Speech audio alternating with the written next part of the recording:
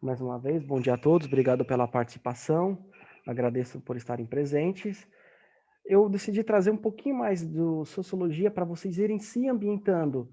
É normal, de vez em quando, nas aulas de história e geografia, ter um pouquinho de sociologia. Aliás, vocês vão ter isso ano que vem, junto com a filosofia, que vocês vão estudar diversos pensadores. Como o livro vocês já terminaram, já mudaram muito bem, eu posso vir a trazer uma revisão, geografia física, fenômenos naturais, geografia mais humana, que eu já trouxe.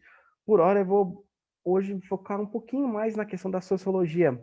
Eu tinha pedido para vocês, semana passada, anotarem ideias que vocês têm, que vocês acham que fosse melhorar a questão da mobilidade aqui na Baixada e ou em São Paulo. Vocês fizeram, escreveram? Sim. Sim, opa. Matheus, bom dia, seja bem-vindo. Quem quer Bom dia, começar? professor. Quem quer começar falando? Eu sou tímido. Pode mandar aqui na escrita. Pode mandar por foto. Tá bem. Se alguém, algum voluntário?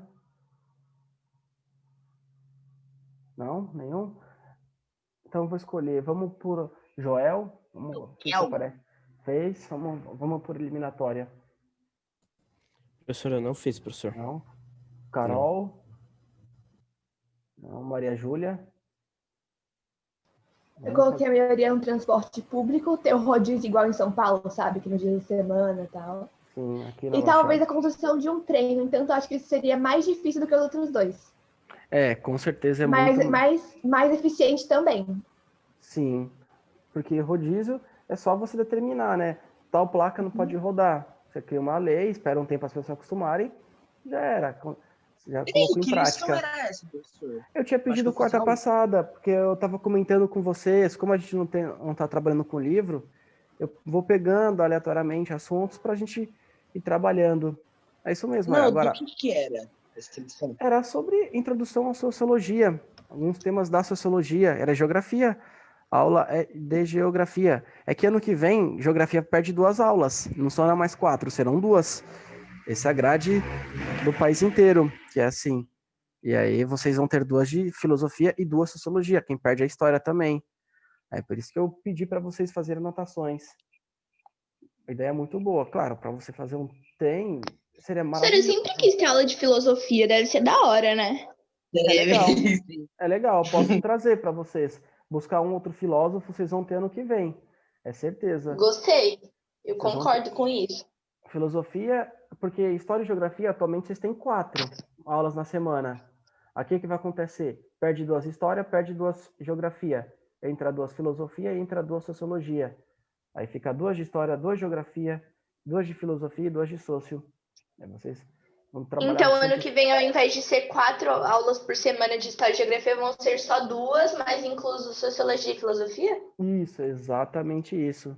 É exatamente isso. Filosofia, diversos assuntos, diversos filósofos, pensadores, que eu até vou buscar trazer para vocês. E hoje... Eu tinha, professor, filosofia ano passado. Bacana, é legal. Você gostava? Era da hora. O professor trazia muitos assuntos legais para a gente discutir. É legal. Tem muito assunto legal em filosofia e sociologia. Da hora é robótica, gente. Tem gente que gosta, tem gente que não gosta. Eu gosto. Tem gente que gosta de outros assuntos. Robótica. Tem gente que é melhor, enfim. Aí fazia perguntas assim, que tipo assim, a gente ficava meio, não sabe responder. Não sabe o que responder, porque é muito... Uau! Tem perguntas que são complexas, tem assuntos que eles questionam várias coisas. Tem, por exemplo, Karl Marx, tem Durkheim, tem Luiz Felipe Pondé, tem Olavo de Carvalho, tem vários filósofos que fazem uma série de questionamentos que a gente se pergunta, será? Só para, antes de introduzir um outro pensamento, uma dúvida legal que um filósofo faz, a Maria Júlia comentou da linha de trem. A mobilidade social seria maravilhoso. Já pensou o lado praia, que é deserto, não tem movimentação nenhuma, é abandonado, não tem quase morador, nem transporte público em Mongaguá tem? Imagina se coloca uma linha de trem que saia de Santos, São Vicente, Praia Grande até Peruíbe. Nossa, muito bom, velho. Nossa, seria maravilhoso. Ia baratear o custo, por mais que fosse intencionado, você diz onde vai descer, que é o certo, né, pagar da sua viagem. você diminui o custo, porque é mais barato do que um ônibus. Professor, trem é rápido? Eu não sei, eu nunca peguei trem. É rápido? É o quê? Depende do trem. É Depende rápido, do sim. trem. É rápido, é confortável. O trem não fica se preocupando com coisas externas. Você senta ali, ele Olha, segue professor, numa depende do reta. trem. Depende É, do trem. Mas, Aqui tipo, tá você falando já de Maria pegou um Fumaça, né, ônibus daqui parceiro? até Praia Grande? É tipo 1 hora. Um trem é ia ser uma muito hora. mais rápido. Velho, é 1 hora real, mano. E É uma treta, hora. né? Porque naquele MTU lá é 1h30 pra ir pra Praia Grande. Isso, tem várias linhas. A Gente, 905, que vai pela Kennedy, demora demais. Demora demais. Ele vai pela Kennedy. Porque na Kennedy não é só o ônibus. Ele tem que parar, cobrar passagem, aí sobe. Aí o motorista tem que ficar de olho para ver quem tá vindo à esquerda. Tem que ficar vindo de olho nos cruzamentos. Diminui semáforo. Já se tivesse uma linha de trem, é direto. Vai. Por mais que de vez em Deveria existir ônibus voador. e quando tem um trem, quem para Isso, são os isso. carros que vão de um lado para o outro. Não sei se você já for em cidade com trem, como Mogi das Cruzes. Quando o trem está vindo, fica amarelo, vermelho, fecha tudo, espera um pouco, o trem passa. Depois que ele passou, espera um pouco, aí levanta-se as catracas e os carros podem passar. Eu Quem acho tá que no... muita gente ia morrer por causa disso. Não sei. Depende, em Mogi das Cruzes quase ninguém morre. Apesar que se a pessoa quiser se matar, ela sobe em cima da passarela e se joga. Ela fica na rodovia, por exemplo. Mas o trem é Isso. melhor. Ia diminuir o custo. Você ia para Santos, para Praia Grande, Dá gatilho. muito mais rápido, muito mais barato. E o E mais trânsito, que é barato. mais barato. Você pega, por exemplo, se você quer sair de São Paulo para Mogi das Cruzes, uma viagem só, que são mais de 30, 40 quilômetros, você paga menos de R$10. Você paga o valor de um bilhete de metrô. Que barato. Vai daqui você para Santos. Mesmo que seja 900, é que você paga muito mais. São 2 ônibus. Você fica lá, espera, tem trânsito. Nesse caso, não. Você senta, o trem vai numa linha reta e melhoraria demais a questão da mobilidade. Seria algo maravilhoso. Não Ô, esquecer do... professor, aqui em Mongaguá tinha trem, não tinha? Que às vezes eu Tinha, passo lá no centro, tem o trilho do trem tinha. no Meu lugar lá. bisavô foi Mas aí maquinista. era trem de carga, né, professor? Era trem Ou de era- carga. Trem de carga e passageiro também. Meu bisavô foi maquinista. Infelizmente acabou nos anos 90. Ele trabalhava, ele não sabia nem ler nem escrever, mas ele foi maquinista. Ele trabalhava, aposentadoria boa que ele recebia, minha mãe conta. Infelizmente acabou. Era bem legal poder ir, viajar de um canto para o outro, era barato. Eu cheguei aí bebezinho. Eu sou velhinho já, nasci em O 91. professor viajar uma vez de trem, aqueles trem que, tipo assim, é a vapor, tá ligado? Sei. Queria ir. Aonde? Ah, legal, pensei que você já foi. Tem em uma outra cidade no interior do Brasil, é gostoso, é legal. Aí vocês viajam e pensam, pô, e se eu viesse em Deve Mongaguá? ser da hora viajar de trem, né? Assim, de uma cidade Deve, pra outra. assim. deve, ainda mais Mas bem dependendo longe. do Professor, tem a trem. Transiberiana na Europa, não tem? Que fica 14 dias no trem. Caraca! Tem trem assim, tem trem que vai de Londres até Paris, que passa por dentro do mar. Você pode. Então, É legal, é é da hora. gostoso, é da hora. É como se fosse de avião, dependendo do trem, do quanto você paga na passagem, é primeira classe, é super confortável, você viaja sossegadinho. Imagine se isso tivesse, como a Maria Júlia comentou, aqui em Mongaguá. Poxa, seria maravilhoso, seria bem legal. E melhorar bastante o trânsito, e baratear tudo. Enfim, uma ideia ótima. Vamos continuando. Bia escreveu daqui, ou de São Paulo, ou de outro lugar. JP, Carol, João Pedro, Camila, quem está com Cleide Azevedo, Giovana, Matheus, Paulo, Luíde, enfim, Na mobilidade social, isso que a Maria Júlia colocou é fantástico. Em São Paulo, como tem muito carro, muito trânsito, na teoria é simples. Melhora o transporte público, mais ônibus, mais linhas de metrô, porque mais pessoas vão ocupar um menor espaço. Só que é difícil fazer, vai elevado. A cidade de São Paulo não construiu tantos quilômetros de trem como outras grandes metrópoles, como a Cidade do México, capitais americanas, etc. E isso seria maravilhoso se houvesse. Seria a solução ideal para a Baixada Santista. Rodízio, principalmente Santos, São Vicente, que é um trânsito pesado. O que é isso, rodízio? Rodízio é o seguinte, segunda-feira não podem rodar carros com placa final 0 e 1, por exemplo. Aí terça-feira, carros com a placa final Por que isso, professor? Pra que serve isso? Pra diminuir o trânsito. isso para diminuir o número de carros que circulam na cidade. Por isso que existe o rodízio. Em São Paulo isso existe. Dependendo do final da placa do seu carro, você pode. É esse o rodízio. Isso, é isso o rodízio. Falar que era de São Paulo, gente. Isso, seria uma ideia para melhorar o trânsito Praia Grande, Santos, São Vicente. Por exemplo, Eu acho que é uma boa forma de você diminuir o trânsito. é uma boa forma de você diminuir o Eu trânsito. falei disso só que só nas férias seria bom. Aqui em Mongaguá, porque aqui não tem trânsito também, só nas Aqui não férias. tem só nas férias que fica cheio, mas durante o ano aqui é sossegado. Agora Praia Grande, Santos e São Vicente, principalmente a hora de ir e voltar do trabalho, nas avenidas principais, a Avenida do Mar, é um trânsito muito pesado. Santos precisa. Santos precisa do rodízio, ia melhorar bastante o trânsito.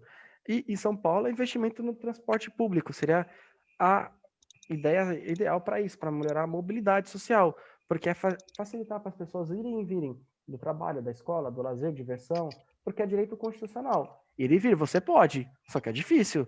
O governo não proíbe, você pode ir. Mas para você ir, se você for por meios próprios, carro e moto é muito imposto. Eles pagam imposto por serem produtos industrializados e pagam imposto por serem patrimônio, sendo que carro e moto não é patrimônio. Carro e moto é necessidade. Não é Não. patrimônio, professor. Você O compra. carro é seu patrimônio, não é? Não, você perde dinheiro, você não pode. Você compra ele por valor, passa um mês depois, você não vende pelo mesmo. Um dia tirou da patrimônio aquilo que vai se valorizar, aquilo que você vai deixar para os filhos. Se você compra um carro hoje, quando chegar daqui a 15 anos, ele vai ter perdido o valor. Agora, uma casa é outra história. Se você comprar ações. Mas uma casa pode perder o valor do mesmo jeito. Difícil, muito. Não, Pode. se a pessoa mora bastante tempo na casa e a casa não tiver, nas melhores condições, isso desvaloriza. Desvaloriza, mas se for comparado o preço da casa de 15 anos atrás com o da agora, ela pode ser que não cresça tanto, mas tudo aumenta de um ano para outro. Então, a casa ela vai ter um valor aumentado de um ano para outro, sempre. Agora, se eu compro uma casa e você compra, vamos supor, terreno lote inteiro, a gente comprou uma casa, eu não cuidei da minha, você cuidou da sua, fez a manutenção, trocou portas, janelas, manteve a casa em ordem, eu deixei bagunçada. Depois de 15 anos, a tua casa vai valer mais que a minha. Isso é claro. Quem for comprar, se as duas estiver à venda, vai olhar, poxa, olha a casa do Felipe, caramba, nossa, que zoada. Olha a casa do JP, se eu cobrar mesmo que você, eu não vou vender. Eu vou ter que cobrar menos. E você vai cobrar mais caro pelo investimento que você teve, por ter gastado com portas, com janelas, com material, com mão de obra. Entendi.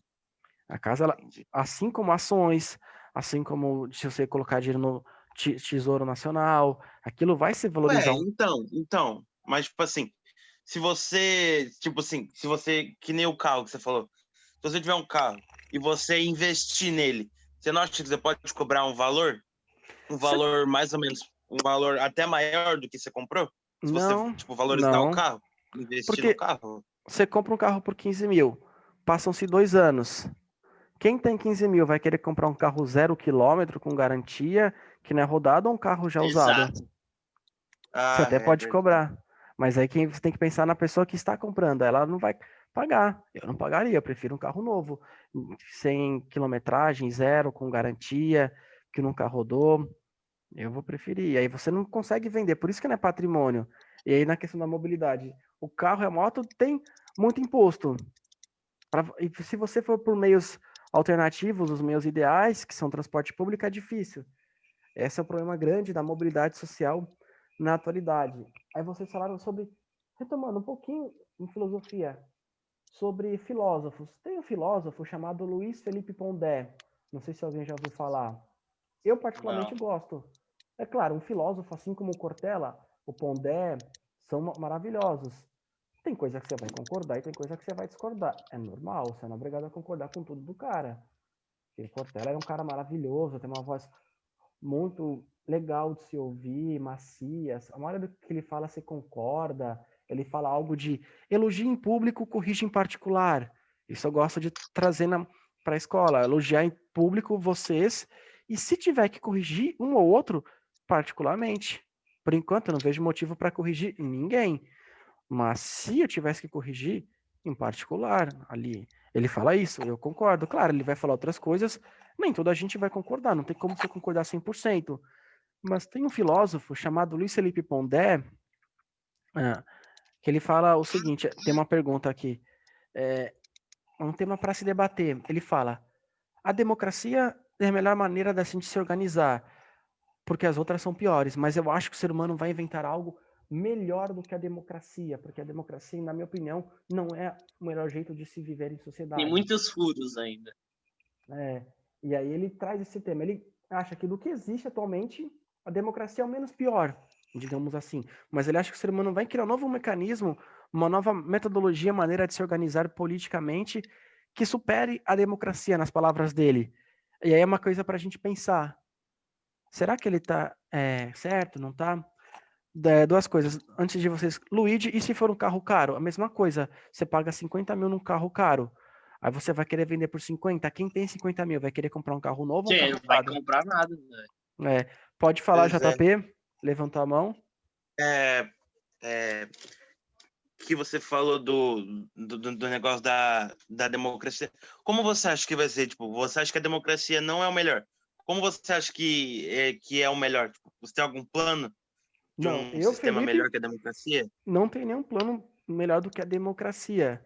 Mas, enfim, é um tema que ele traz. Aí a gente se pergunta, será que ele tem razão? Será que ele não tem? Eu, por enquanto, acho que a democracia é a melhor maneira. Mas eu não entendo o que ele diz com outros mecanismos. Será que ele diz, talvez, uma lei que fala que um partido governe por alguns anos, depois por outros? Ou então leis que ninguém possa tirar, mesmo que o legislativo queira e o executivo também? Enfim, será que não vai ser, talvez, uma monarquia? E aí, político só administra o bem público? Ele traz esse tema, e é um assunto para a gente pensar. Nesse ponto, concordo com ele que a democracia é a melhor maneira de a gente se organizar. Às vezes eu me pergunto, será que a gente vai encontrar algo? Hoje eu não consigo pensar em algo que supere a democracia. Mas ele diz que o ser humano vai encontrar algo. Se você acha que, por exemplo, ele não tem razão, eu não concordo com ele, beleza? Aí é um pensamento seu, porque você pode concordar, pode discordar dele. Isso é normal. São diversos tipos de pensamentos. Tem muitos filósofos que divergem entre si de diversos assuntos, tanto com democracia, quanto com liberdades, quanto com vários pensamentos. E é interessante a filosofia, porque ela vai trazer diversos filósofos, diversos pontos de vista, para você pensar, questionar, ver um ponto, ver outro. E é legal a filosofia por causa dessa questão. Ele também escreveu um livro, Guia Politicamente Incorreto da Filosofia, que ele critica o politicamente correto. Que ele critica, ele fala que isso é chato, incomoda, faz com que temas que devem ser debatidos não sejam, que isso cerceia a liberdade de opinião. Vai ter gente que vai concordar e falar, é muito mimimi. Vai ter gente que vai falar, não, politicamente é bom para mudar a opinião. Vai ter gente que vai falar, não, mas peraí, não é bem assim. Tem coisa que é necessário debater, tem coisa que é mimimi, tem coisa que não é. E nesse livro, que eu até peguei na biblioteca de Mongaguá, ele vai tratar desse assunto. Ele vai falar, olha, isso é muito chato, não sei o quê. Aí a opinião dele, do Luiz Felipe Pondé, você vai concordar ou não concordar. Tem um outro livro também que ele ensina a você a pensar com as próprias palavras, tentar não se influenciar com o que diversas pessoas, personalidades, professores, etc. dizem. Esse livro eu acabei comprando e acabei doando. Mas o bom da filosofia é que ela traz vários filósofos para vocês lerem, questionarem, concordarem, discordarem. E filosofia é isso. Tem coisa que um filósofo vai falar e você vai concordar, e tem coisa que você vai discordar. O Cortella, por exemplo, que ele é um querido, assim, que eu recomendo vocês lerem, escutarem o que ele fala. Ele fala, por exemplo, da educação infantil. Você tem que pegar... Cortella é um gênio. Cortella, ele é muito inteligente. Eu concordo com algumas coisas que ele fala, e em outras eu discordo. Ô, professor. Oi, professor, pode falar. você acha que, tipo assim, você acha que devia ser mais politicamente correto ou você é mais liberal? Nesse ponto, eu defendo as liberdades. Eu acho que a liberdade de opinião ela tem que sempre ser preservada, Mas aí eu me pergunto, até que ponto a liberdade de opinião deve existir? Para mim, eu acho que até o momento que você Então, ofenda uma pessoa, ou impute ela um crime, algo que ela não fez, ataque a moral, a honra dela. Aí eu acho que nossa, o professor, tem casos lá nos Estados Unidos que, tipo assim, a liberdade de expressão é tão grande que, tipo assim, a pessoa até fala, tipo, eu sou da Ku Klux Klan. E a pessoa fala, é liberdade de expressão. A pessoa tá se expressando. exatamente isso ocorre. Você pensa, Já é meio, porque né? você está cometendo Já. um crime, basicamente. Isso eu já Então. discordo, porque você está fazendo propaganda para um grupo racista, um grupo criminoso, um grupo que julga as pessoas pela cor da pele. Aqui no Brasil já não, você tem limite. Você não pode fazer apologia ao nazismo, pela perversidade que ele foi, que isso é considerado criminoso. Na minha opinião, tem que ser mantida desde que você não cometa crime, não propague ideias criminosas como o Ku Klux Klan, como o racismo, como o nazismo, por exemplo. E isso deve ser mantido. Isso, claro, na minha opinião, vai ter gente que vai concordar, vai ter gente que vai discordar, mas enfim, é um assunto também para ser trabalhado e a gente pensar até que ponto vale a liberdade de opinião, até quanto ela pode existir, não pode. Outra questão, né, que é um tema que está sendo bastante debatido, assunto hoje e ontem, punição para aquele cara que cometeu aquela perversidade, aquela monstruosidade. Até que ponto a nossa liberdade de opinião pode ir, pode não existir? No meu caso, eu acho que o que a pessoa fala, quando analisa esse caso, não tem que ser punido. Porque você olha o caso, você fica com raiva. Se você fala que tem que existir pena de morte, talvez prisão perpétua, eu não consigo ver como se tem que punir alguém que fale algo sobre aquilo, porque a pessoa de repente está sob forte estresse, nervosa, chateada, aquilo que existiu. Vai falar alguma coisa, JP? Ah, professor, tipo, pena de morte, eu acho que não, mas prisão perpétua, eu acho que sim. Acho que prisão perpétua tem que ter. Agora, pena de morte. Pode ser que inocentes morram, né? Então, não, tipo, e também, se você parar pra pensar, a pessoa, ela cometeu um crime. Se você tá matando alguém, é um crime. A É um crime, pessoa você está tirando a vida de não tá alguém. sendo melhor que o Faz outro. sentido, faz sentido. Faz sentido, tá tirando a vida de uma pessoa. Agora, quando a pessoa fica presa, ela fica ali para não viver na sociedade. É claro que há diversos crimes, né? Uma coisa é você entrar no mercado e pegar uma comida porque está passando fome, errado. Mas é uma coisa. De repente, um pai, uma mãe de família desesperado com os filhos passando fome, é errado, é errado. Mas é diferente de alguém que mata, que estupra. Aí você afasta a pessoa da sociedade. Agora, quem comete esses crimes de repente precisa de uma ressocialização, precisa ser inserido na sociedade. E o bom da sociologia e da filosofia é que elas vão trabalhar esses temas, a filosofia trazendo sempre a opinião de alguém famoso, um filósofo, principalmente o Cortella, que é muito bom, o Pondé, que eu gosto bastante, Clóvis de Barros Filho, que ele tem até curso da USP de graça, que eu cheguei a fazer, que é sobre política, muito legal, e talvez um ou outro do passado, como Karl Marx, como Emile Durkheim, como talvez até Olavo de Carvalho, por que não? Você traz filósofos com diversos pensamentos diferentes sobre diversos temas para se debater, para que vocês comecem a pensar com a cabeça de vocês, para que vocês não sejam moldados com o que já vem pronto, mastigado. De repente, um artista fala uma coisa, um jornalista fala uma coisa, e vocês é isso mesmo. É você ter a capacidade de concordar, discordar. Ou naquilo que é o ciclo de vocês, fala aquele assunto e vocês concordam, mas, pô, será que é assim? Porque é normal, de repente, um assunto é aquele grupo que vocês pertencem, das páginas que vocês seguem, das músicas que vocês escutam, fala aí, se é você, pô, será? Bem assim, não concordo com isso não. Não, isso daí eu discordo. Não é bem assim. Conhece o filósofo Olavo de Carvalho? Sim, claro, conheço, já li o livro dele, o mínimo que você precisa saber para não ser um idiota, já assisti o filme dele, conheço sim o Olavo de Carvalho. A gente tem que conhecer pelo menos os principais para poder ter a nossa própria opinião, assim como a gente conhece mais à esquerda Karl Marx, tem Emile Durkheim, tem Pondé, tem Outros, tem coisa que o Olavo fala que eu discordo, tem coisa que eu concordo, assim como o Pondé, assim como o Cortella. Por exemplo, o Cortella tem um pensamento sobre armas, eu discordo deles. Mas o que ele fala sobre educar as crianças, eu concordo. E o que ele fala sobre elogiar em público e corrigir em particular, eu também concordo. Mesma coisa com o Pondé, quando ele fala sobre o cristianismo.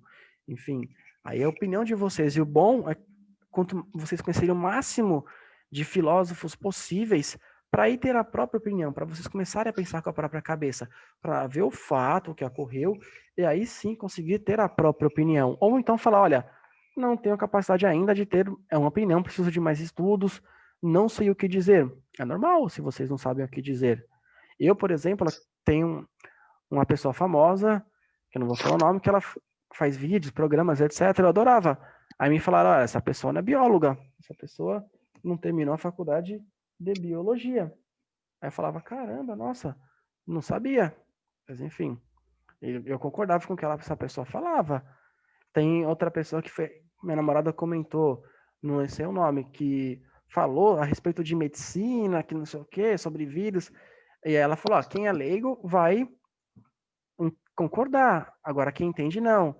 E é exatamente isso. Tem coisa que eu falo, não conheço. Se alguém vier falar, por exemplo, algo de microbiologia, de genética ou de química, eu vou falar, caramba, nossa, meu Deus, eu não vou concordar nem discordar, eu vou, nossa, porque eu não tenho embasamento para isso.